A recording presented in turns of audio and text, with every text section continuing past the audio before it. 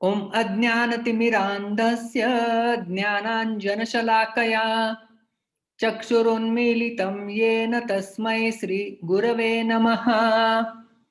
श्रीचैतन्यमनोभीष्टं स्थापितं येन भूतले स्वयं रूपः कदा मह्यं ददाति स्वपदान्तिकम्। हे कृष्ण करुणा सिन्धो दीनबन्धो जगत्पते गोपेश गोपिका कांत राधा कांत नमोस्तुते।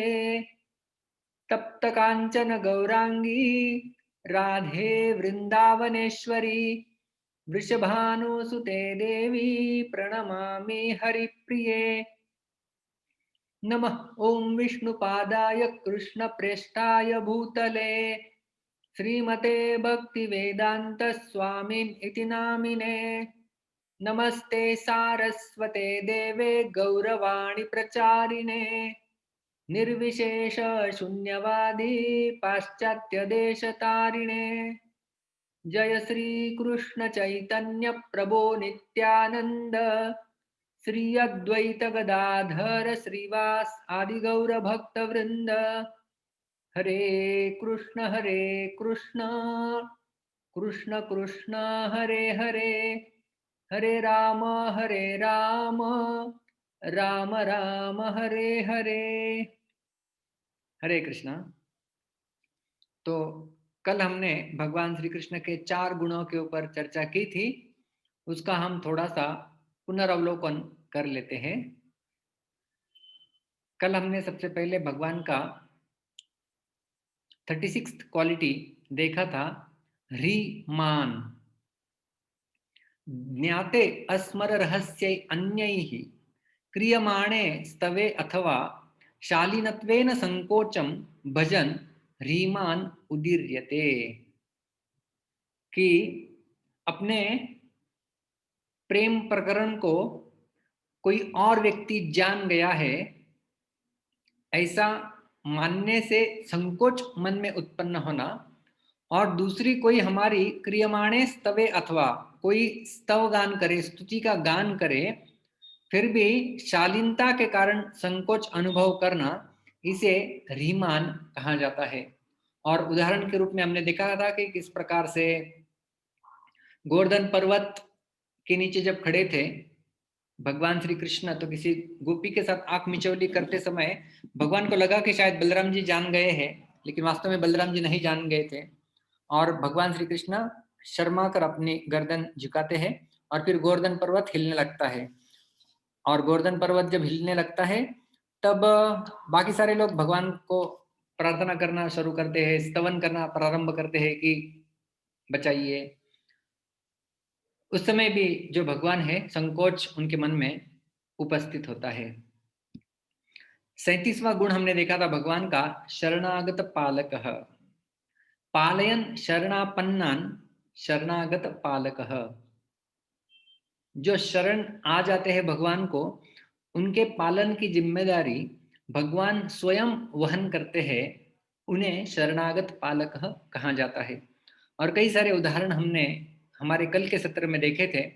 जैसे विभीषण जब शरणागत होने के लिए आ गए, तो भगवान श्री रामचंद्र जी ने कहा कि यदि रावण भी आ जाए तो भी मैं उसे शरणागति देने के लिए तैयार हूं। प्रहलाद महाराज, अम्बरीश महाराज, इन सब के उदाहरण हमने कल हमारे सत्र में देखे थे। 38वां गुण है भगवान का, सुखी। भोक्ता च दुख गंधई अपि अस्पृष्टः सुखी भवेत। सुखी की परिभाषा है, 2 गुण है इसके। भोक्ता मतलब समस्त ऐश्वर्य, समस्त संपत्ति, इनके वो भोक्ता होते हैं। और दुख गंध ही अपि अस्पृष्ट, दुख का गंध भी उन्हें स्पर्श नहीं कर सकता। यह है दुख गंध ही अपि अस्पृष्ट।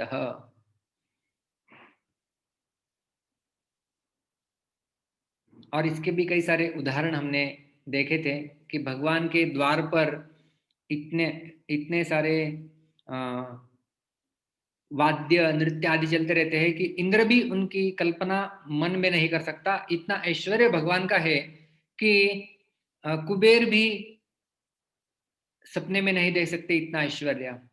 तो कल आनंदी गौरी माता जी का प्रश्न था कि किस प्रकार से भगवान बालाजी के रूप में तो उन्होंने अ, कुबेर से लोन लिया हुआ था। तो भगवान के जो अलग अलग अवतरण होते हैं उसमें अलग अलग प्रकार से भगवान कार्य करते हैं। तो हम केवल भगवान श्री कृष्ण जो कि नर रूप में अवतरित हुए उनके बारे में हम लोग चर्चा कर रहे हैं।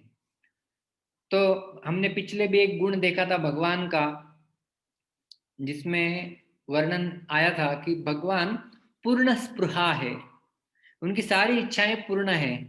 तो फिर कोई ऐसा प्रश्न पूछेगा कि वामन देव के रूप में फिर वो बलि महाराज से जगह मांगने के लिए क्यों गए? यदि सारी इच्छाएं पूर्ण है, कुछ अन्य चीज की अभिलाषा नहीं है, तो क्यों ऐसा मांगने के लिए गए? ऐसा प्रश्न पूछा जा सकता है।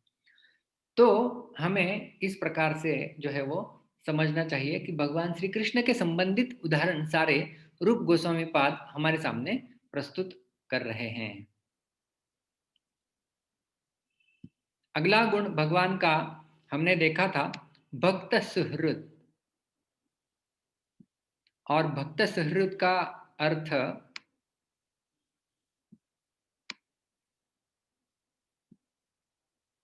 बताया जाता है सुसेव्यो दास बंधुश्च द्विधा भक्त सुहृन्मतः। भक्त सुहृद के दो अर्थ है। सबसे पहला है सुसेव्य, सरलता पूर्वक बिल्कुल आसानी से जिनकी सेवा हो सके उन्हें कहते हैं सुसेव्य। और कल हमने देखा था कि किस प्रकार से बिल्कुल थोड़ा भी कुछ यदि प्रेम से भगवान को अर्पण कर दे, तुलसी दल मात्रेण जलस्य चुलुकेन वा विकृणीते स्वमात्मानं भक्तेभ्यो भक्तवत्सलः। कि केवल तुलसी दल और यदि कोई जल अर्पण कर दे भगवान को तो भगवान अपने आप को बेचने के लिए भी तैयार है, ऐसे भक्त के प्रेम के प्रति। तो ये है सुसेव्य। और हमने देखा था पत्रम पुष्पम फलम तोयम, और उन हर एक के उदाहरण भी हमने देखे थे। अगला गुण है भगवान का इसी इसी में दूसरा अर्थ है भक्त सुहृद का दास बंधु।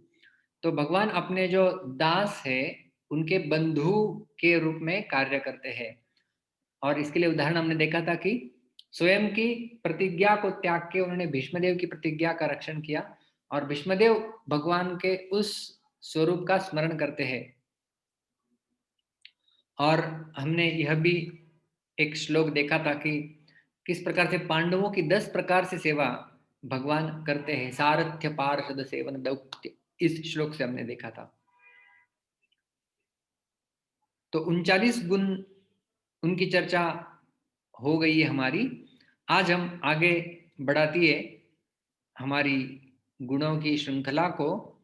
भगवान का अगला और अतिशय महत्वपूर्ण गुण है प्रेम वश्यः। प्रियत्व मात्र वश्यो यह प्रेमवश्यो भवेत् असौ। प्रेमवश्य का अर्थ क्या है कि प्रियत्व मात्र वश्यो, केवल प्रेम के जो वशीभूत होते हैं, एकमात्र एकमात्र प्रियत्व यानी प्रेम के जो वश में आ सकते हैं, यह जो व्यक्ति भगवान प्रेमवश्य भवेत् असौ, उन्हें प्रेमवश्य कहा जाता है। तो केवल प्रेम के माध्यम से भगवान को अपने वश में लाया जा सकता है, वो है प्रेमवश्य। बाकी किसी माध्यम से आप भगवान को अपने वश में नहीं ला सकते। चाहे आपके पास कितना ऐश्वर्य क्यों न हो, कितना ज्ञान क्यों न हो, कितने तपस्वी आप क्यों न हो, भगवान को वश में लाने के लिए एकमात्र, मात्र यहां पर देख सकते हैं मात्र लिखा हुआ है, प्रियत्व मात्र वश्यो, एकमात्र एक ही साधन है और वो है प्रेम, जिसके भगवान वशीभूत हो जाते हैं। और रूप गोस्वामी पाद इसका उदाहरण देते हुए बताते हैं सख्यु प्रियस्य विप्रर्षेर अंग संगाति निवृतः प्रीतो व्यमुञ्चद बिन्दुन् नेत्राभ्याम पुष्करे क्षणः। सुदामा के वृत्तांत श्रीमद् भागवत के दशम स्कंद के 80वें अध्याय में जब भगवान ने सुदामा को आलिंगन दिया था तो किस प्रकार से दिया था और क्या प्रतिक्रिया हुई थी उनकी, इसका वर्णन इस श्लोक में सुखदेव गोस्वामी करते हैं कि सख्यु प्रियस्य विप्रर्षेर, विप्र ब्राह्मण सुदामा अपना प्रिय मित्र, सख्यु मतलब अपना मित्र, किस प्रकार का मित्र, प्रिय, अपना प्रिय मित्र सुदामा अंग संगाति निवृत्त, जब अपने शरीर के साथ उनका संपर्क हुआ, क्षमा करना, जब उन्होंने आलिंगन दिया, अंग संगात, जब आलिंगन दिया इस प्रकार से, प्रीतो बिल्कुल प्रेम पूर्वक, तो क्या हुआ, व्यमुंचत बिंदुन, व्यमुंचत का अर्थ है त्याग, त्यागे, निकले, निकले, क्या निकले, बिंदुन, अप बिंदुन मतलब जल की बूंदे, कहां से निकली, नेत्राभ्याम, नेत्रों से निकली, किसके नेत्रों से, जिनके नेत्र पुष्करे क्षण, कमल के समान आंखें हैं। कमल के समान आंखें किसकी है, भगवान श्री कृष्ण की। तो जब अपने प्रिय मित्र सुदामा से जब भगवान श्री कृष्ण ने आलिंगन किया तो प्रेम से उनके आंखों से अश्रु प्रवाहित होने लगे और उस आश्रुओं से भगवान ने स्वयं को भी सिंचित कर दिया और सुदामा को भी गीला कर दिया। तो इतना प्रेम जो है वो सामने उभर के वहां पर आया। तो यह है भगवान प्रेम के वश। हालांकि अभी कार्तिक का महीना चल रहा है तो इस वृत्तांत को हम कैसे भूल सकते हैं, कैसे प्रेम के वश में भगवान श्री कृष्ण आ जाते हैं। तो हमें पता है श्रीमद् भागवत के दशम स्कंद के 9वें अध्याय में दामोदर लीला का वर्णन आता है।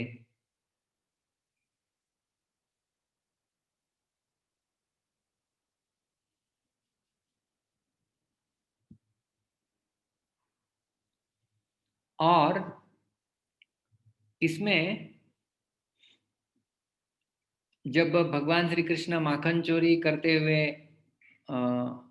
और पहले से तो बहुत शिकायतें थी, तो माता स्वयं सोचने लगी कि मैं बनाऊंगी, और स्वयं जब बना रही थी तब भगवान श्री कृष्ण वहां पर आ जाते हैं सुबह सुबह और माता की गोद में बैठते हैं, स्तनपान प्रारंभ कर देते हैं।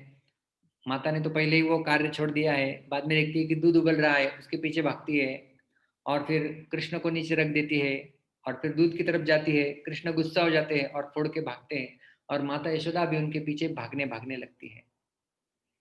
तो ये तो दामोदर लीला 1 मिनट में हमने कह दी। कई सारे भगवान के महान भक्त हफ्तों हफ्तों तक ये कथा कर सकते हैं। तो माता यशोदा भाग रही थी, भगवान कृष्ण आगे जा रहे थे और पकड़ नहीं पा रहे थे। आखिरकार पकड़ भी लिया, बांधने का प्रयास किया तो बांध भी नहीं सकते थे, रस्सियां कम पड़ रही थी। तो भगवान श्री कृष्ण स्वयं देखे कि अरे ये मेरी माता मुझे पकड़ने का प्रयास कर रही है। तो भगवान के अंदर की जो विभूता शक्ति थी कि इतना विभु हूं मैं, न चांत बहिर्यस्य, उनके अंदर कुछ, वो जो सबके अंदर है और जिनके जिनके अंदर कुछ नहीं, जिनके बाहर कुछ नहीं, मतलब इस प्रकार से भगवान का वर्णन किया जाता है। तो माँ यशोदा बांध रही थी तो भगवान कृष्ण ने उनके प्रयास देखे, उनका प्रेम देखा और फिर कविराज गोस्वामी, क्षमा करना, सुखदेव गोस्वामी यहाँ पर बताते हैं, स्वमातु स्विन्न गात्राय विस्त्रस्त कबरस्रजः दृष्ट्वा परिश्रमं कृष्णः कृपयासीत् स्वबंधने। स्वमातु, अपनी स्वयं की माता का, स्विन्न गात्राया, उनका जो गात्र है, उनका जो शरीर है, उनके जो शरीरों के अंग है वो सब पसीने से लथपथ हुए थे। विस्त्रस्त कबरस्रज, और भाग रही थी माता यशोदा, थोड़ी सी मोटी थी, व्रज की महिला, तो उनके कमर का पट्टा ढीला हो रहा था भागने के कारण। दृष्टवा परिश्रमम, भगवान श्री कृष्ण ने उनका परिश्रम देखा, और कृपयासित स्वबंधने, कृपा करके भगवान स्वयं बंध जाते हैं। तो जिनको कोई योगी भी पकड़ नहीं पाता, जिनको कोई ज्ञानी कल्पना नहीं कर सकता उनको पकड़ने की, माता यशोदा ने अपने प्रेम के कारण भगवान को जो है वो पकड़ लिया था, बांध रखा था। तो ये है भगवान प्रेम के वश। और उदाहरण यदि देखना है तो श्रीमद् भागवत में हम लोग देख सकते हैं भगवान की अलग अलग बाल लीलाएं दशम स्कंद के 11वें अध्याय में वर्णित है। तो वहां पे बताते हैं सुखदेव गोस्वामी, गोपीभिस्तोभितो नृत्य भगवान बाल क्वचित उद्गायति क्वचिन मुग्धः तद्वशो दारु यंत्रवत। गोपी भी स्तोभितो, गोपियों के द्वारा प्रेरित किए गए। गोपियां कहती थी कि हे कृष्ण, हे लाला, आप थोड़ा नाच के दिखाओ, हम आपको ये छाछ देंगे पीने के लिए। आप थोड़ा गा के दिखाओ, हम ये मिठाई आपको खाने के लिए देंगे थोड़ी सी, चलो चलो चलो नाचो। तो गोपी भी स्तोभितो, गोपियों के द्वारा प्रेरित अनृत्यत, भगवान नृत्य करते थे। भगवान, हालांकि वो भगवान पूर्ण पुरुषोत्तम है, लेकिन बालवत क्वचित, बालक रूप में वो इस प्रकार की लीलाएं करते थे। उद्गायती, कभी कभी जोर से गाते थे। क्वचित मुग्ध, मंत्रमुग्ध कर देते थे सबको। तद वशो, उन गोपियों के वश में थे, किस प्रकार से? दारु यंत्रवत, मानो जैसे कठपुतली। दारु यंत्र करता है लकड़ी का कोई यंत्र, मतलब कठपुतली के समान। गोपियां कहती थी ऐसा नाचो तो वैसा नाचते थे, गोपियां कहती थी हंसो तो हंसते थे। इस प्रकार से वही पूर्ण पुरुषोत्तम भगवान अभी प्रेम के वश में आके सब कुछ करने के लिए तैयार थे। और यहाँ पर हम देख रहे हैं बहुत ही मधुर ये चित्र है।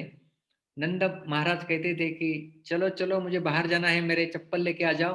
तो भगवान श्री कृष्ण उठाने का प्रयास करते थे, वो उठा नहीं पाते थे, तो अपने सर के ऊपर रख के कैसे वो लाके दे रहे हैं, यहाँ पे हम लोग देख सकते हैं। तो प्रेम के कारण भगवान जो है वो जीते जाते हैं, कोई भी उन्हें अपने वश में कर सकता है। और यदि उदाहरण देखना है तो जब भगवान विदुर के यहाँ पर गए थे, तो विदुर जी, ऐसा बताया जाता है कि घर पर नहीं थे, तो विदुराणी उन्हें प्रेम से, वो अचंभित हो गई थी, अरे कृष्ण मेरे द्वार पे आए हुए हैं। तो वो अचंभित हो गई थी, केले खिलाना चाहती थी, कुछ था नहीं उनके यहाँ पे, तो केला छीक छिलका निकाल रही थी, और प्रेम के कारण उसे समझ में ही नहीं आ रहा था क्या हो रहा है। वो छिलका दे रही थी भगवान को, केला फेंक रही थी। तो इस चित्र में आप देख सकते हैं, केला पिछले हाथ में उसने पीछे फेंका हुआ है और छिलका भगवान को दे रही है, और भगवान छिलका खा रहे हैं। तो यह है प्रेम। दुर्योधन को भोग न खायो, रूखो साख विदुर घर खायो, ऐसे प्रेम पुजारी राधे श्याम श्याम श्याम। ऐसे है प्रेम पुजारी, जो दुर्योधन का भोग नहीं खाया, लेकिन रूखो साग विदुर घर खायो, विदुर के घर पे उन्होंने इस प्रकार के रूखे साग या इस प्रकार के केले के छिलके जो है वो उन्होंने खाए। और बहुत सुंदर एक भजन भी है, आप सब लोगों ने उसे सुन रखा भी होगा। कौन कहता है भगवान आते नहीं, तुम भक्त मीरा के जैसे बुलाते नहीं। कुछ लोग कहते हैं द्रौपदी की तरह तुम बुलाते नहीं। तो भगवान आ सकते हैं, लेकिन हम प्रेम से उन्हें बुलाते नहीं है, इसलिए भगवान आते नहीं है। लेकिन कौन कहता है भगवान नहीं आते? आप प्रेम से बुलाओ तो जरूर आएंगे। कौन कहता है भगवान खाते नहीं, तुम शबरी के जैसे खिलाते नहीं। कौन कहता है भगवान सोते नहीं, माँ यशोदा के जैसे सुलाते नहीं। तो इस प्रकार से भगवान किस प्रकार से अपने भक्तों के प्रेम के वश में रहते हैं, ये यहाँ पर जो है वो दर्शाया गया है। अगला गुण हम भगवान का देख रहे हैं, वो है सर्व शुभंकरः। तो यहाँ पर रूप गोस्वामी पाद परिभाषा देते हैं सर्व शुभंकर की क्या है। सर्वेषां हितकारी यह स्यात् सर्व शुभंकरः। सर्वेषां हितकारी, सबके हित करने वाले जो है उन्हें सर्व शुभंकर कहा जाता है। शुभ मतलब हम जानते हैं हित कर, और सर्व मतलब सर्वेशाम, ऐसा कोई नहीं है जिसका भगवान कभी अहित चाहेंगे। सबका भगवान सब काल में, सब परिस्थिति में, सब जगह पर हित ही चाहते हैं। सर्वेशाम हितकारी यह स्यात् सर्व शुभंकरः। जैसे गीता के 5वें अध्याय के आखिरी श्लोक में भगवान कृष्ण कहते हैं, भोक्तारम यज्ञ तपसाम सर्वलोक महेश्वरम सुहृदम सर्वभूतानाम। सबका मैं सुहृद हूं। सुहृद ये विशेष शब्द है, इसका भाषांतर मित्र ऐसे नहीं हो सकता। सुहृद का वास्तव में यदि भाषांतर देखें तो अंग्रेजी में भी हम जो बोलते हैं ना वेलविशर, वो इतना ठीक भाषांतर नहीं है। उसका वास्तव में अर्थ समझना है तो सुहृद का अर्थ क्या बताया जाता है, संस्कृत डिक्शनरी के अनुसार, कोई यदि आपका अहित भी करे तो भी आप उसका हित के बारे में सोचेंगे, वो है सुहृद। तो भगवान का यदि कोई अहित भी करना चाहता है तो भी भगवान कभी भी उसका अहित नहीं सोचते हैं। इसलिए सर्वेशाम हितकारी, सबका वो सदैव हित ही करना चाहते हैं, वो है सर्व शुभंकरः। और उदाहरण देते हैं रूप गोस्वामी पाद, कृतार्था मुनयो विनोदये खलक्षयेणारखिल रखिल धर्म काश्च धार्मिकाश्च वपुर्विमर्देन खलाश्च युद्धे न कस्य पथ्यम हरिणा व्यधाई।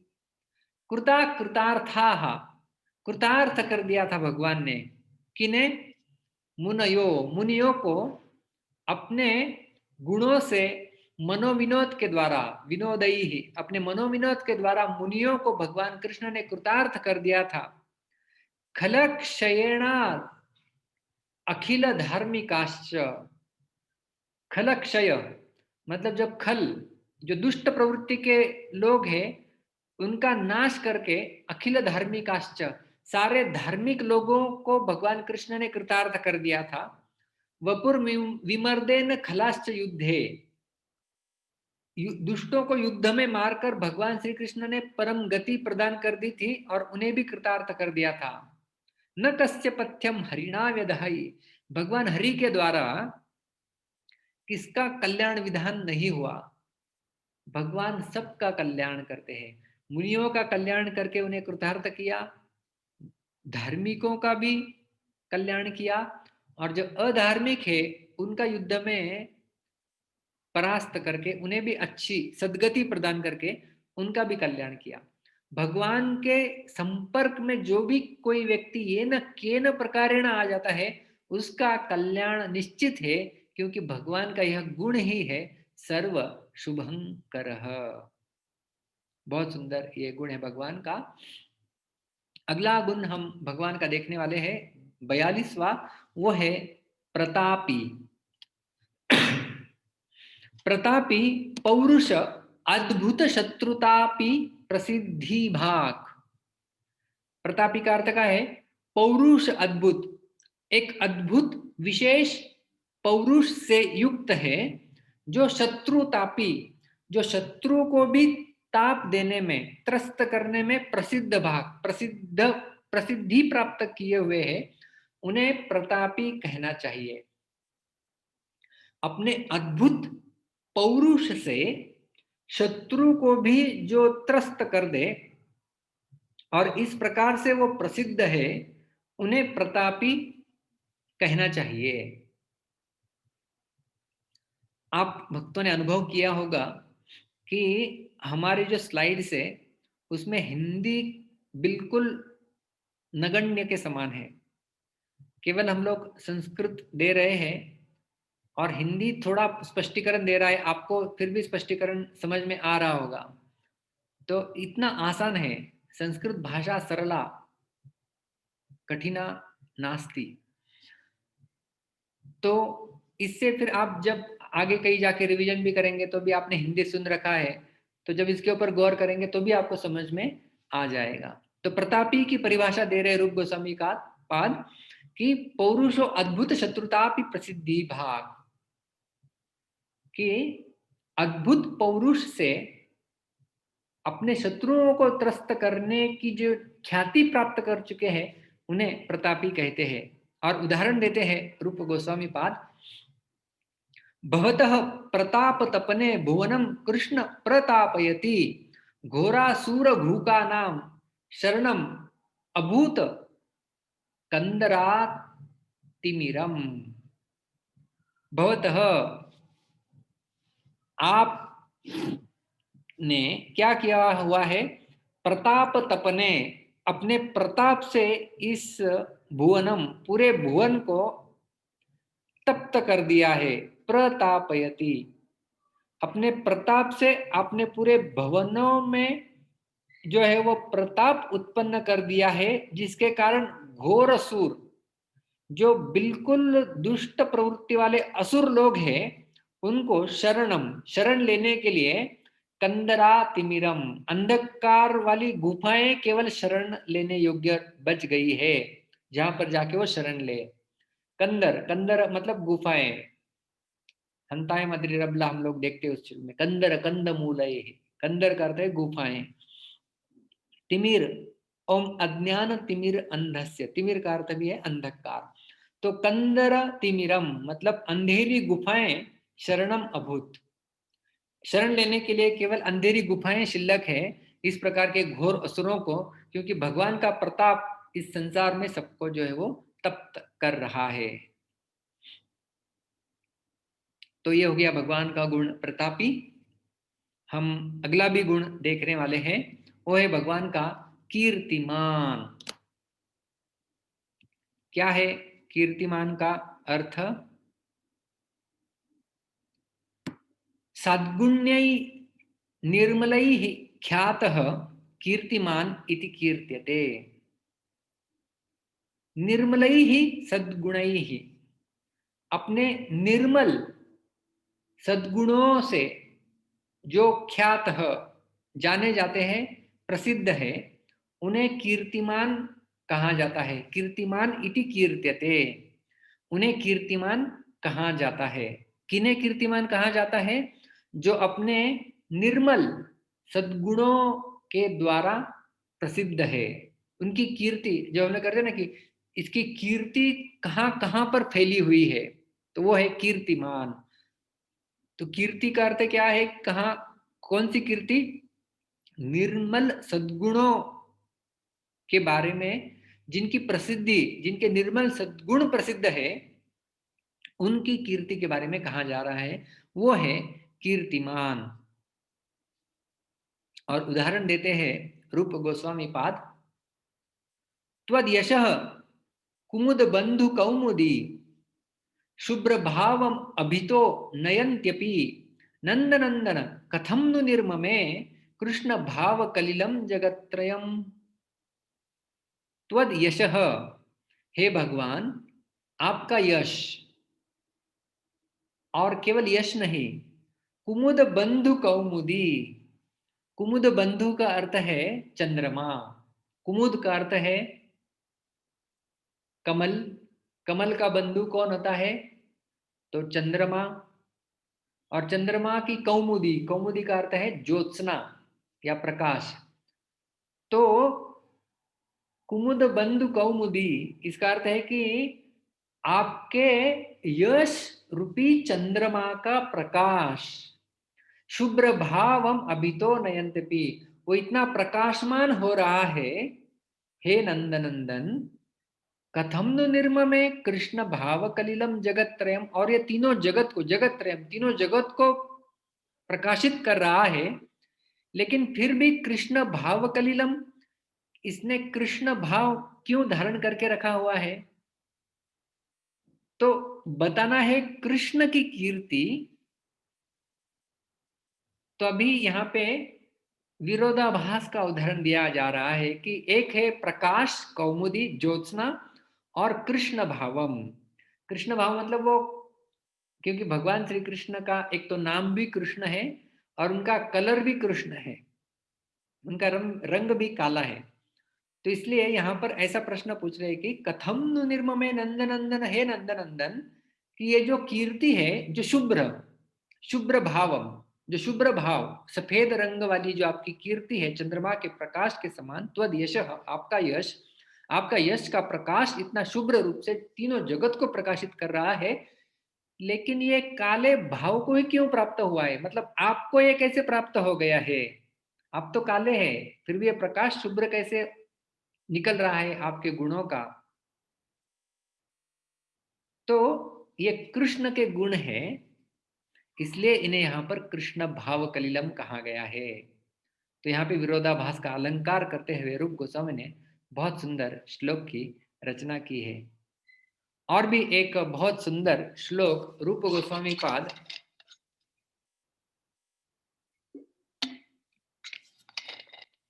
ललित माधव ग्रंथ से उद्धृत करते हैं। बहुत सुंदर श्लोक है।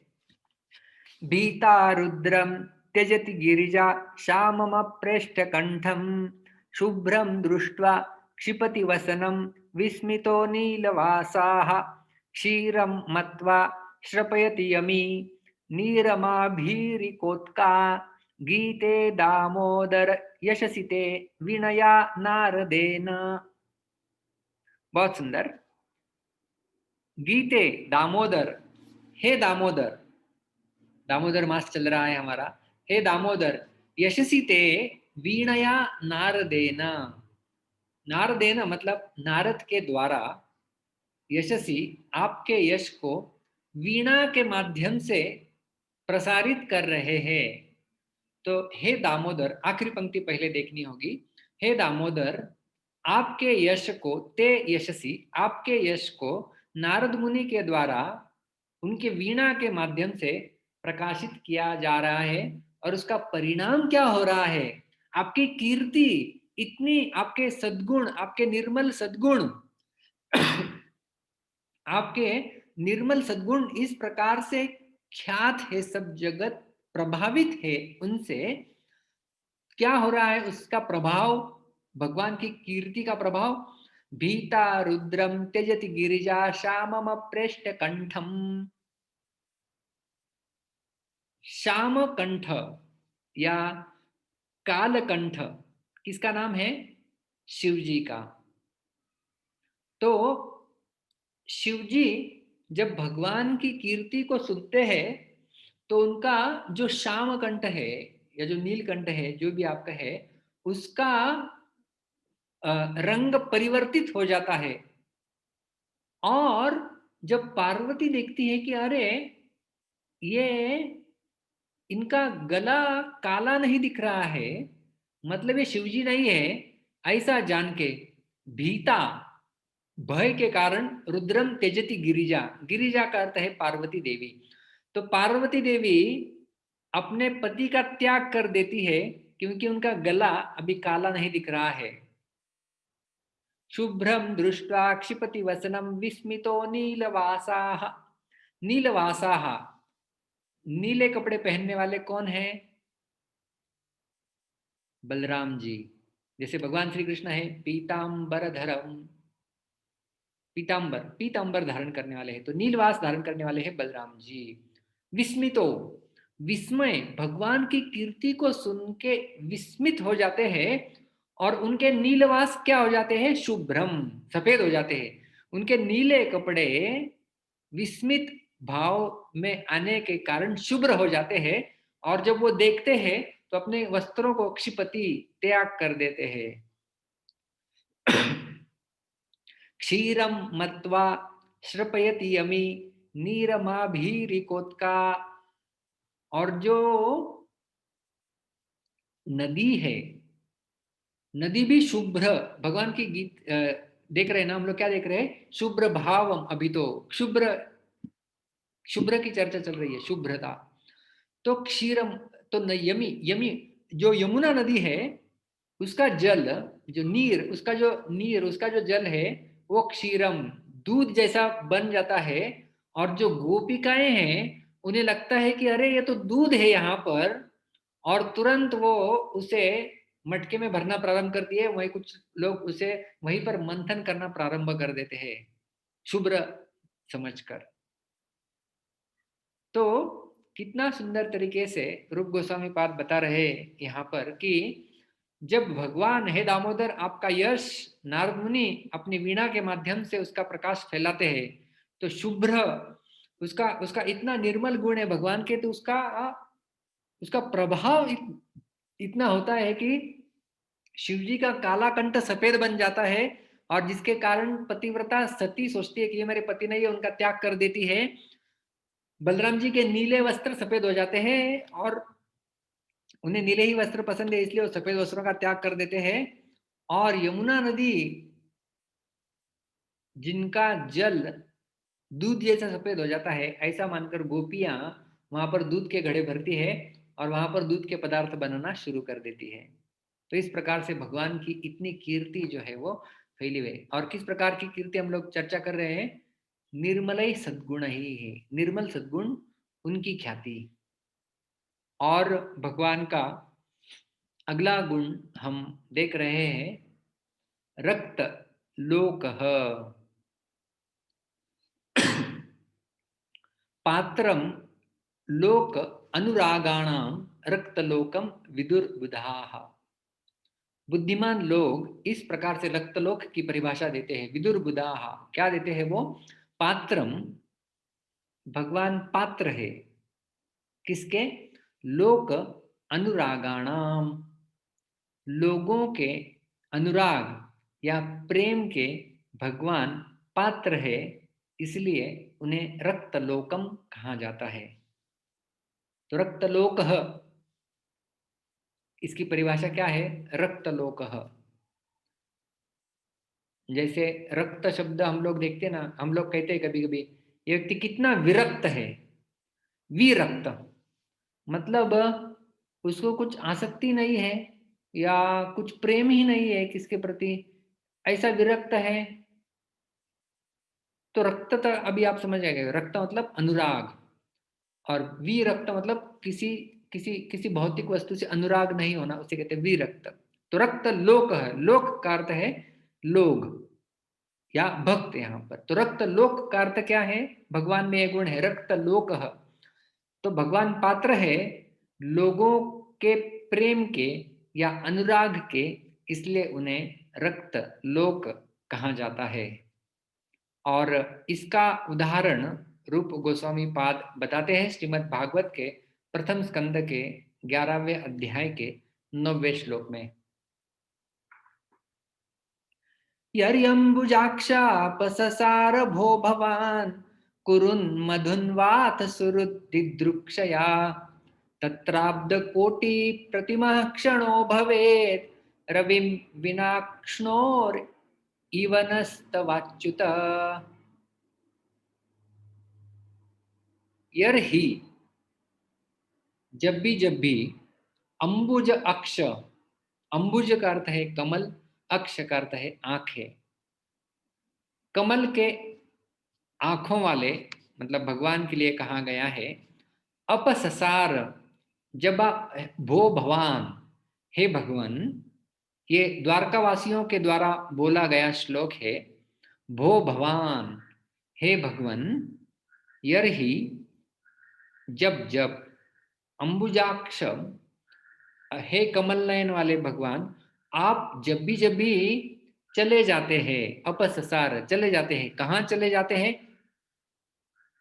सुहृद दिदृक्षया, सुहृद हमने देखा, सुहृद का अर्थ है वेल विशर, मित्र, अच्छा मित्र। अपने मित्रों को, अपने सगे संबंधियों को देखने के लिए जब आप चले जाते हैं, कहां पर देखने के लिए चले जाते हैं? कुरुन मतलब कुरुवंश के लोग, और मधुन का अर्थ है मथुरा। तो जब आप, भगवान द्वारकावासी लोग बोल रहे हैं मतलब द्वारका में भगवान है, तो भगवान कहाँ कहाँ जाते थे द्वारका से? तो एक तो हस्तिनापुर जाएंगे, एक तो मथुरा जाएंगे। तो कुरुन मधुन वाह, मतलब जहां पर भी आप जाएंगे, जब भी आप चले जाते हैं अपने सुहृद, अपने भक्तों को, अपने मित्र परिवार को मिलने के लिए, एक तो हस्तिनापुर में, एक तो मथुरा में, तत्र यर्हि तत्र, तभी क्या होता है, अब्द कोटि प्रतिमह क्षणो भवेत। जो क्षण, क्षण हम समझते हैं ना, क्षण, एक क्षण भी के प्रतिमह किस प्रकार से लगने लगता है, अब्द कोटि। अब्द कोटि, श्रील प्रभुपाद जी भाषांतर करते हैं, मिलियंस ऑफ ईयर्स, लाखों वर्षों के समान प्रतीत होने लगता है, भवेत। और कहते हैं, रविम विना अक्ष्णोर इव नह तवाच्युत, कि हे भगवान, आपके बिना हमारा जीवन कैसे हो जाता है उस समय, जैसे सूरज के बिना आंखें हो जाती है। तो सूरज के बिना आंखें मतलब क्या, अंधकार, हम कुछ नहीं देख पाते, हमारी आंखों से कुछ नहीं दिखेगा यदि सूरज के बिना आंखें, सूरज के बिना आंखें मतलब केवल अंधकार, कुछ नहीं दिखना, मतलब कुछ काम की ही नहीं है। तो इस प्रकार से वो कहते हैं कि हे भगवान, भो भवान अंबुजाक्ष, यर्हि भवान अपससार, जब भी आप चले जाते हैं, किसके लिए, सुहृद दिदृक्षया, आपके मित्र परिवार को देखने के लिए कहाँ चले जाते हैं, कुरुन मधुनवा, एक तो हस्तिनापुर चले जाते हैं या मथुरा मथुरा चले जाते हैं, उस समय तत्र अब्द कोटि प्रतिमह क्षणो भवेत, एक क्षण जो है वो हमें कोटि वर्षों के जैसा प्रतीत होता है। और आपके विरह में रविम बिना अक्ष्णो हो इव, जिस प्रकार से सूरज के बिना आंखें किसी काम की नहीं, उसी प्रकार से हमारा जीवन निष्प्राण हो जाता है आपके बिना। इतना प्रेम भगवान के ऊपर द्वारकावासी किया करते थे, और इससे यह गुण भगवान का प्रकर्षित हो रहा है, रक्त लोक। तो जैसे मैंने पहले भी कहा था, ये तो श्रीमद् भागवत का ही श्लोक है। तो हम लोग जब भागवतम पढ़ते हैं तो पढ़ते पढ़ते पढ़ते आगे चले जाते हैं, तो ये श्लोक आके भी चले जाते हैं, हमें ध्यान नहीं आता। लेकिन जब हम इस प्रकार से भक्ति रसामृत सिंधु का चश्मा लगा लेते हैं और जब पढ़ते हैं, तब समझता है कि अरे इतना प्रेम, इतना अनुराग इन भक्तों का भगवान के प्रति है, इससे भगवान का यह निर्मल गुण प्रकर्षित हो रहा है, रक्त लोक। तो इतना प्रेम भगवान से ये लोग किया करते थे। और उदाहरण यदि हम श्रीमद् भागवतम से देखें, प्रथम स्कंद से ही पुनः, तो अर्जुन जब द्वारका से पुनः हस्तिनापुर आ गए थे और भगवान श्री कृष्ण अभी इस धरातल को छोड़ के चले गए थे, तो अर्जुन इतना विरह महसूस कर रहा था भगवान से, क्योंकि इतना अनुराग था उनमें भगवान श्री कृष्ण के प्रति। यस्य क्षण वियोगेन लोको यह प्रिय दर्शनः, उक्तेन रहितो ह्येषः मृतकः प्रोच्यते यथा। यस्य, जिनसे, क्षण वियोगेन, एक क्षण का वियोग भी सहन करना, लोको, सारे लोगों के लिए, अप्रिय दर्शन, जो सब कुछ जो है वो अप्रिय लगने लगता है। भगवान से एक क्षण भर का वियोग भी उससे सब कुछ अप्रिय लगने लगता है। और उक्थेन रहितो ह्येष मृतकः प्रोच्यते यथा, उक्थेन मतलब जीवन, जब जीव या जब प्राण चले जाते हैं, रहितो प्राण रहित हो जाता है, तो उसे मृतकः प्रोच्यते यथा। जब प्राण चला जाता है शरीर से, तो उस शरीर को मृतकः प्रोच्यते, मृत कहा जाता है। उसी प्रकार से हे भगवान, जब आप हमारे जीवन से चले गए हो, हमारा जीवन मृत प्राय हो गया है। हम बिल्कुल एक क्षण भी आपसे वियोग नहीं सहन कर पा रहे हैं। यह है अनुराग, यह है वास्तव में प्रेम। और कौन था जिसने भगवान के प्रति अनुराग नहीं जताया? इसका उदाहरण देते हुए रूप गोस्वामी बहुत सुंदर एक श्लोक में उसका वर्णन करते हैं। मंदाक्रांता छंद का बहुत सुंदर यह श्लोक है। आशीस्तथ्या जय जय जयेत्याविरास्ते मुनीनां देवश्रेणी स्तुतिकलकलो मेदुरः प्रादुरस्ति हर्षोद्घोषः स्फुरति परितो नागरीणां गरीयान् केवारंग स्थलभुविहरौ भेजिरेनानुरागम्। तो यहाँ पर रंगस्थली, रंगस्थल, रंगस्थल मतलब रंगभूमि, जो कंस ने आयोजन किया था रंगभूमि में, और वहां पर मल्ल युद्ध आदि सब होने वाला था, चाणूर आदि भगवान को मारने के लिए सज्ज थे। तो उस रंगभूमि में जैसे ही भगवान आए तो उसका वर्णन हो रहा है। रंगभूमि पर, रंगस्थल, जब भगवान आए, आशीष तथ्या जय जय जयेत्याविरास्ते मुनि नाम, वहां पर जो भी मुनि लोग थे, जय जय जय, आपकी जय हो, आपकी जय हो, इस प्रकार के आशीष, इस प्रकार के आशीर्वाद वहां पर भगवान को विरासते उद्घोषित होने लगे। वो मुनि वहां पर विराजमान थे, भगवान को इस प्रकार के आपकी जय हो, आपकी जय हो, ऐसा आशीर्वाद दे रहे थे मुनि लोग। देव श्रेणी स्तुति कल कलो मेदुरः प्रादुरस्ति, और देवतागण, देव श्रेणी, देव श्रेणी के लोग मतलब सारे देवता, स्तुति कल कलो, वो स्तुतियां अर्पण कर रहे थे और स्तुतियों का कोलाहल हो रहा था। जो जैसे ना, एक व्यक्ति बोल रहा है, दूसरा बोल रहा है, तीसरा बोल रहा है, जैसे जूम पे कभी हमारा हो जाता है ना, जूम में यदि 3-4 लोग एक साथ अनम्यूट कर देते हैं तो एक साथ कच कच कच कच इस प्रकार का आवाज आने लगता है, तो कुछ समझ में भी नहीं आता, कोलाहल हो जाता है। तो इस प्रकार से सारे देव एक साथ भगवान को स्तुति कल कलो, वो स्तुतियां गा रहे थे, और वहां पर स्तुतियों का कोलाहल मचा हुआ था देवताओं के द्वारा। हर्षोद्घोष स्फुरति परितो नागरीणाम गरीयान, नागरीणाम, उस नगर के निवासी, जो नगर के निवासी थे, आजू बाजू, परितः मतलब यहाँ आजू बाजू जो रहने वाले थे, चारों ओर जो नगरवासियों थे, वो उनकी हर्षोद्घोष, उनकी हर्ष ध्वनि स्फुरित या प्रकाशित हो रही थी, कि सारे जो लोग थे वो हर्षोल्लासित हो रहे थे।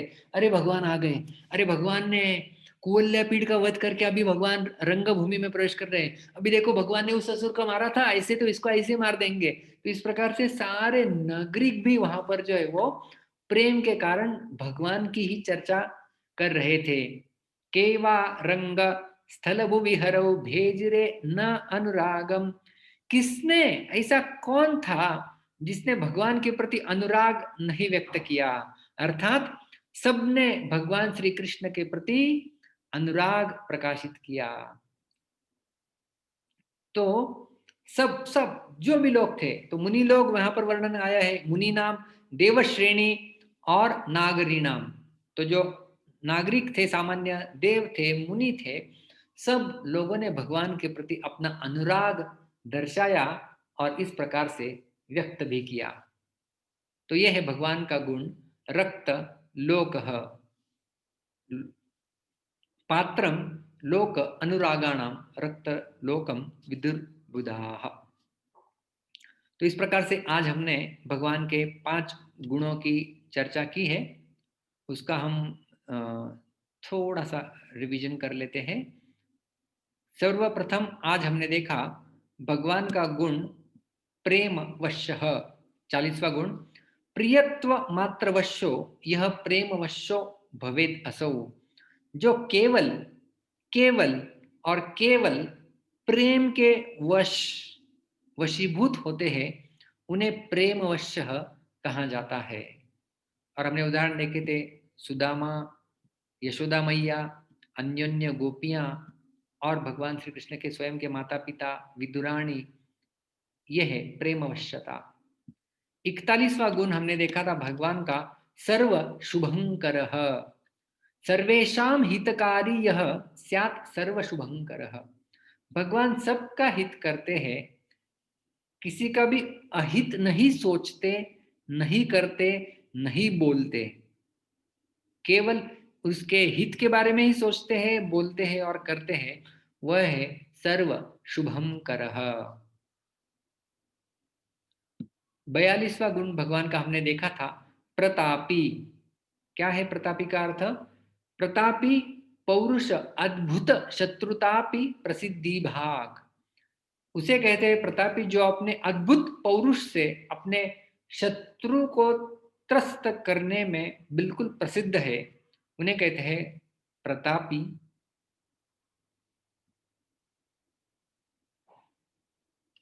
43rd गुण हमने भगवान का देखा था, कीर्तिमान। सद्गुण्यै निर्मलैः ख्यातः कीर्तिमान इति कीर्त्यते। कीर्तिमान किसे कहा जाता है? जो अपने निर्मल सद्गुणों के द्वारा ख्यात है, जाने जाते हैं, प्रसिद्ध है, उन्हें कीर्तिमान कहा जाता है। और उनकी कीर्ति किस प्रकार से हमने देखा?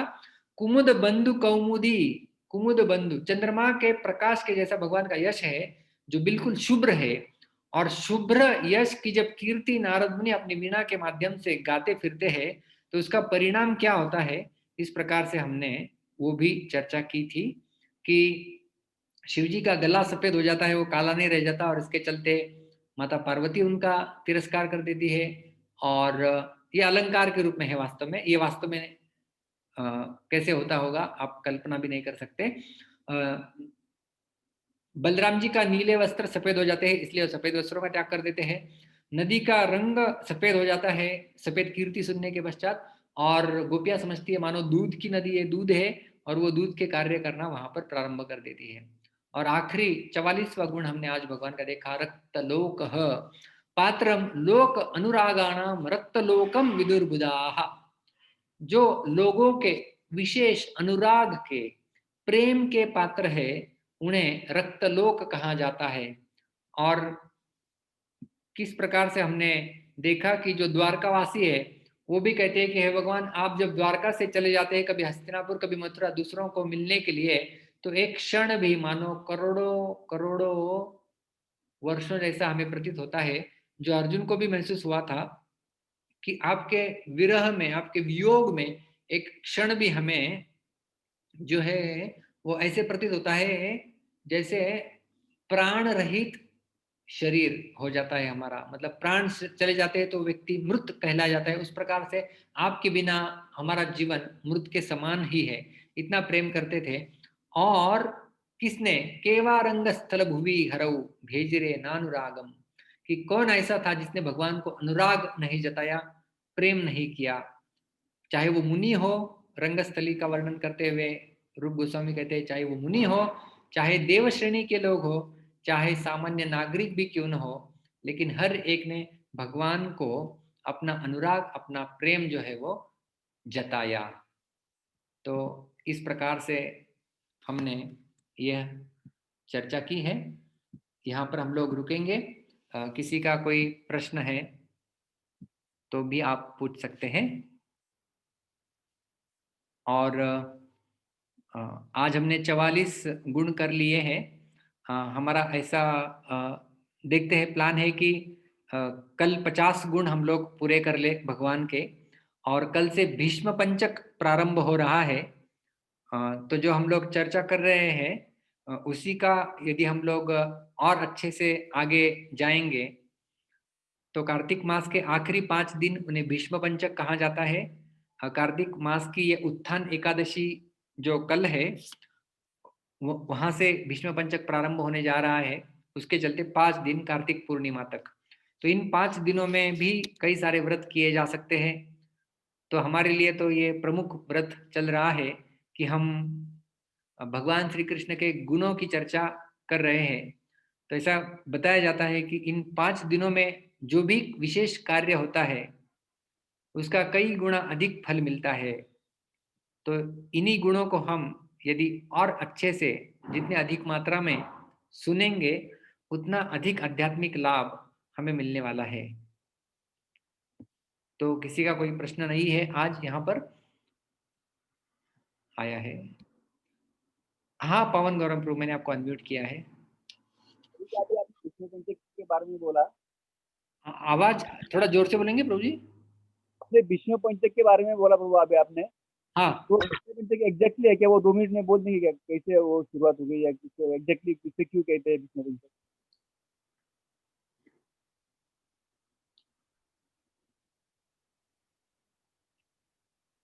भीष्म पंचक अभी उसका नाम भीष्म पितामह से क्यों निगडित किया गया है, वो ऐसा कुछ नहीं है। भीष्म पितामह से निगडित नहीं है वो। भीष्म का अर्थ होता है कठोर। जैसे हम लोग कहते हैं ना कि इसने कितना कठोर व्रत लिया हुआ है, तो उनकी प्रतिज्ञा थी भीष्म, इसलिए उन्हें भीष्म पितामह कहा गया था। तो इस प्रकार का कठोर व्रत उन्होंने भी लिया था। भीष्म पितामह ने तो कठोर ब्रह्मचर्य का व्रत लिया ही था, इसलिए उनको भीष्म पितामह कहते हैं। तो इस 5 दिन के व्रत का और भीष्म पितामह का इतना कुछ संबंध नहीं हो सकता, क्योंकि भीष्म पितामह अभी तो गीता जयंती आने वाली है और भीष्म पितामह ने प्राण त्याग किया था मकर संक्रांति के दिन, जो कि जनवरी में आती है।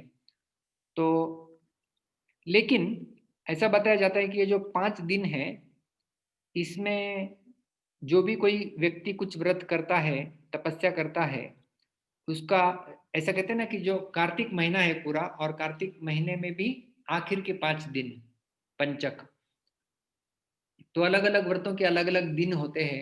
एकादशी वैसे देखा जाए तो 3 दिन चलती है, दशमी, एकादशी और द्वादशी। और कात्यायनी व्रत है वो 1 महीना चलता है। तो इस प्रकार से हर एक व्रतों के अपना अपना समय होता है। तो इन 5 दिनों में भगवान के नाम का अधिक जप किया जा सकता है, भगवान की कथा सुनी जा सकती है, शास्त्रों का अध्ययन किया जा सकता है, उपवास किया जा सकता है। जो 3 बार खाते हैं वो लोग 2 बार खा सकते हैं, जो 2 बार खाते हैं वो 1 बार खा सकते हैं। जो पहले से 1 बार खा रहे हैं वो फ्रूट्स से खा सकते हैं। जो 16 माला कर रहे हैं वो 25 कर सकते हैं, जो 25 कर रहे हैं वो 32 कर सकते हैं, जो 32 कर रहे हैं वो 50 कर सकते हैं, जो 50 कर रहे हैं वो 64 कर सकते हैं। तो ये इसमें कुछ ना कुछ अधिक जो है वो होना चाहिए। ठीक है। ओके प्रभु, हरे कृष्ण, हरे थैंक कृष्ण। यू। हरे कृष्ण। क्योंकि अभी तो मंदिर बंद है, नहीं तो मैं कहता था आप मंगल आरती आइए। लेकिन आप सुबह जल्दी उठ सकते हैं, उसके लिए तो कुछ ऑप्शन नहीं है।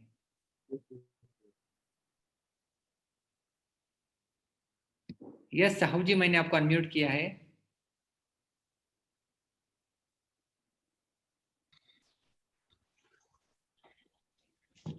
हरे कृष्ण प्रभु, दंडवत प्रणाम। हरे कृष्ण। हरे कृष्ण प्रभु, दंडवत प्रणाम। हाँ बोलिए प्रभु जी। हाँ प्रभु जी, जैसा भगवान का कीर्तिमान का गुण के आधार पे जो आप बताए, जो चंद्रमा कुमुद से जो लिंक है, जैसे कि थोड़ा कंफ्यूजन प्रभु जी। मतलब त्वद्यशः कुमुद बंधु कौमुदी, मतलब भगवान के यश की तुलना हाँ हाँ, चंद्रमा के प्रकाश के साथ की है। अच्छा। और वो जैसे शुभ्र प्रकाश होता है उसी प्रकार से ये शुभ्र भगवान के गुणों का प्रकाश है, ऐसा वर्णन किया है वहां पर। नहीं, चंद्रमा का जो प्रकाश प्रकाश जो कि जैसे कि सूरज से पद्म का गुण आधारित है, जैसे चंद्रमा का लीली रहता ना प्रभु जी। दोनों है। जैसे कुमुद बंधु जो है वो सूरज को भी कहा जाता है और अच्छा कुमुद बंधु चंद्रमा को भी कहा जाता है। तो जहां पर हमें जो लेना है, क्योंकि कुछ रंग के कमल होते हैं जो अच्छा, सूर्य प्रकाश में खिलते हैं, और कुछ हाँ कमल होते हैं जो चंद्र प्रकाश में खिलते हैं। हाँ, उसको लिली बोलते हैं ना प्रभु जी, लिली। लिली नहीं, लिली ये अलग जाति का फूल है। कमल भी एक होता है नीलोत्पल, जैसे अच्छा, नीला हाँ कमल। हाँ ऐसा हाँ, बताया जाता है कि नीलोत्पल अलग समय खिलता है, और अच्छा, जो जो वो जो जिसे हम लोग कहते हैं ना पिंकिश, हाँ हाँ, यस तो, यस, तो वो कमल जो है वो अलग समय खिलता है। तो कुछ कमल चंद्रमा के प्रकाश में खिलते हैं, कुछ कमल सूरज के प्रकाश में खिलते हैं। तो यहाँ पर जो चंद्रमा के प्रकाश के साथ तुलना की गई है, जो कि शुभ्र होता है, जो रात्रि को भी प्रकाशित करता है, ऐसा। हाँ यस, हाँ प्रभु जी, यस यस। ओके प्रभु, धन्यवाद। हरे कृष्ण। ओके। अविनाश वाघ, मैंने आपको अनम्यूट किया है। हरे कृष्ण प्रभु, दंडवत प्रणाम। हरे कृष्ण। प्रभु जी, मेरा एक सवाल ये है, ये गुण तो बहुत अच्छे से समझ में आ रहे हैं, गुणों के ऊपर सवाल नहीं है। ऐसे ही अब जो दामोदर मास चल रहा है, तो मैंने कहीं 6 लोगों के यहाँ पे जाके दामोदर आरती की थी। तो वहाँ पे एक सवाल ऐसा आया था कि अ, ये जो अपनी भगवत गीता होती है, ऐसे 14 गीता होती है, तो क्या ऐसे 14 गीता होती है क्या? और हर एक गीता में अलग अलग बोला गया है क्या? किस प्रकार की 14 गीताएं मतलब? उन्होंने बोला कि कुछ यम गीता बोल के एक होती है, गणेश गीता होती है, देवी गीता होती है, ऐसा कुछ होता है क्या? जैसे हम्म, भगवत गीता होती है वैसे इसको तो मैंने भगवत सुना गीता। नहीं है। हमने जो केवल सुन रखा है वो तो भगवत गीता, और दूसरा कुछ है जैसे उद्धव गीता है या अष्टावक्र गीता है। तो ऐसे 3-4 गीता के बारे में सुना हुआ है हमने। देखो, गीता मतलब वो गीत है भगवान का। तो भगवान ने जिसे सुनाया था, जैसे गीता में भगवान कृष्ण कहते हैं ना, इमं विवस्वते योगम प्रोक्तवान अहम अव्ययम। तो मैंने विवस्वान को बताई थी। जो हम्म। विवस्वान को बताई थी, जो ज्ञान होगा तो वो तो विवस्वान गीता बन जाएगी। तो ऐसे कई सारे हो सकते हैं, जहां पर भगवान ने उपदेश दिया उसे हम लोग गीता कह सकते हैं। लेकिन इस प्रकार की ऐसी ऐसी गीताएं कुछ है तो वो सही बात नहीं है, जैसे देवी गीता आदि, ये तो कुछ इसका अर्थ ही नहीं है। हाँ, वो ऐसे मतलब बोल रहे थे, मैं बोला कि गुरु से पूछ के बताऊंगा कि क्या है क्या नहीं। तो उन्हें तो कहो कि लेकिन आप दिखाइए हमें। ये लोग भी जो ना, वो सुन के व्हाट्सएप पे यहाँ वहां से लोग बताते हैं कुछ भी आजकल। तो उन्हें कहना है कि आपके पास है 14 गीता, तो हमें दिखाओ, फिर हम लोग देखेंगे। चलेगा चलेगा, ठीक है। हाँ। हरे कृष्ण। हरे कृष्ण। आखिरी देखते हैं, पुनीता माता जी, आपका कुछ प्रश्न है? हरे कृष्ण प्रभु जी, दंडवत प्रणाम। हरे कृष्ण। प्रभु जी, प्रश्न तो नहीं है, लेकिन कल एकादशी है तो मंगला आरती का दर्शन हो सकेंगे प्रभु जी ऐसे लाइव? मंगल आरती ही नहीं हो रही है, तो लाइव करने का सवाल ही नहीं। नहीं होती है मेरा तो गीता पठन होने वाला है कल? गीता पठन वो तो यूट्यूब पे भेज दिया है ना हमने लिंक, ओके, तो पहले ही भेज दिया हुआ है। तो चाहिए तो वापस भेज देंगे, आपके पास होगा ना? आ, है, मेरा डिलीट हो गया था प्रभु जी, अच्छा, मुझे फिर मैं बोलता हूँ, हमारी टीम आपको ग्रुप में भेज देंगे, तो आप उस जी यूट्यूब वीडियो के माध्यम से गीता पठन कर सकते हैं अपने घर पे बैठे ही। जी प्रभु जी। और जो अभी हमने कार्तिक मास में एक चीज छोड़ा है, मतलब स्वीट छोड़ा है और राइस छोड़ा है, तो ये कार्तिक खत्म होने के बाद कुछ करके फिर ग्रहण करने का क्या? हाँ, कैसे करना? कार्तिक समाप्त होता है कार्तिक पूर्णिमा के दिन, उसके अगले दिन, जी प्रभु जी। मतलब 1 दिसंबर आएगा हमारे लिए। तो उस दिन हाँ आप सुबह भगवान को प्रार्थना करके आप अपना संकल्प छोड़ सकते हैं। जी प्रभु जी, थैंक यू, धन्यवाद प्रभु जी। हरे बहुत कृष्ण। अच्छा आप समझाते हो प्रभु जी। संस्कृत कुछ नहीं आता था, लेकिन सब अभी समझने लगा प्रभु जी। हाँ, आसान है संस्कृत वैसे देखा जाए। हाँ, पहले लगता था कि इतना हो सकता है क्या, लेकिन अभी थोड़ा थोड़ा समझ में आ गया है प्रभु जी। बहुत अच्छी बात है, आप प्रयास कर रहे हैं, वही बहुत बड़ी बात है। जी प्रभु जी, थैंक यू प्रभु जी। हरे हरे कृष्ण। कृष्ण, दंडवत प्रणाम। हरे कृष्ण।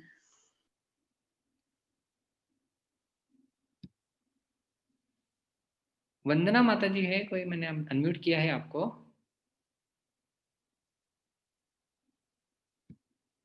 आप अनम्यूट करेंगे अपने एंड पे। हाँ, हरे कृष्ण प्रभु। हरे कृष्णा। तुम इतना बहुत अच्छा निरूपण करते हैं कि मुझे तो बहुत अच्छा लगता है। एक छोटा वाला प्रश्न है, ये विरक्त और डिटैचमेंट, दृढ़ चित्वा, इसमें से डिफरेंस क्या है? किसमें किसमें विरक्त? विरक्त और डिटैचमेंट। विरक्ति ही डिटैचमेंट है ना। दृढ़ेन चित्वा, हाँ, विरक्त और दृढ़ चित्वा, डिटैचमेंट में फर्क क्या होता है, ऐसा मन में आया इसलिए पूछा। तो आप दो चीजों को एकत्रित कर रहे हैं। जैसे हमने 15वें अध्याय पुरुषोत्तम योग में ये देखा था कि असंग शस्त्रेण दृढ़ेन चित्वा, वो है वो असंग शस्त्र का अर्थ है कि द स्वॉर्ड ऑफ डिटैचमेंट, जो श्रील प्रभुपाद जी कहते हैं। तो असंग रूपी शस्त्र से हमें हमारी आसक्ति को तोड़ना है। जो अश्वत्थ वृक्ष बड़ा हुआ है उसकी आसक्ति तोड़नी है। और यहाँ पर हम लोग, मैंने केवल रक्त शब्द समझाने के लिए विरक्त शब्द बताया था, ताकि क्योंकि हम लोग शब्दों का प्रयोग करते हैं कई बार उपसर्ग लगा के, तो बिना उपसर्ग शब्द आ जाते तो हमें रक्त लोक ऐसा बोल दिया तो समझ में नहीं आएगा। तो विरक्त मतलब जिनका अनुराग नहीं है वो है विरक्त। तो रक्त मतलब अनुराग। तो रक्त लोक का अर्थ क्या होगा, जो लोगों के अनुराग या प्रेम के पात्र है उन्हें कहा जाता है रक्त लोक। तो वो है रक्त का अर्थ। तो बहुत बहुत धन्यवाद आप सभी का। हरे कृष्णा। ग्रंथराज श्री भक्ति रसामृत सिंधु की जय, श्रील रूप गोस्वामी पाद की जय, श्रील प्रभुपाद की जय। हरे कृष्णा। मिलेंगे कल विष्णु पंचक के दिन शाम को ठीक 7:50 बजे। हरे कृष्णा।